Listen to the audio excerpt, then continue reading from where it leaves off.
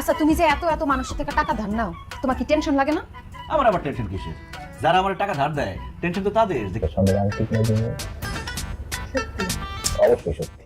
আসলে প্রেম করি। পাওনাদার আসছে আমার কাছ থেকে টাকা নিতে। আস্তে আস্তে আস্তে, কি ব্যাপার ভাইরা, আপনারা এত রাত্রে? ভালো করে দেখ। কি ব্যাপার? লিটন কই? আমি জানি সে বাড়িতে আছে, সে কই? আপনারা আসবেন তো, এই কথা শুই না সে পলাই গেছে। যখনই তোরা ধরতে আসি তখনই তুই উধাও হয়ে যাস গা দিনের মতন। ব্যাপার কি? বিছানার মধ্যে এটা শুয়ে রয়েছে? হ্যাঁ, উনি হইতেছে আমার খালা। ওরে বাপ রে, একজন মহিলা মানুষ এত লম্বা কেন? আমার খালার সাইডের সবাই ইরানি বংশ তো, এলে আমার খালারা সবাই লম্বা। দেন না আমি কত লম্বা। তো ভাবি আপনার খালা ওইদিকে মুখ করে শুয়ে আছে কে? এদিকে তাকাই তো কন।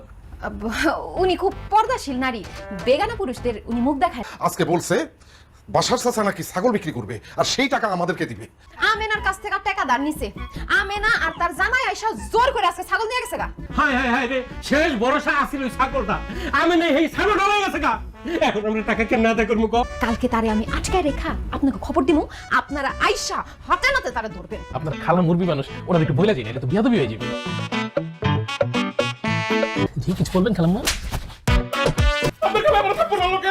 আরে সে জানি করে আসছে না, আপনি গেছেন আবার লোকে কথা কইতে। আরে ঘুমাইতে দেন, আপনারা যান।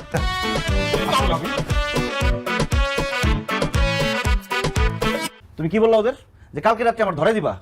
তোমারে বাঁচানোর জন্য মিথ্যা কথা বলছি।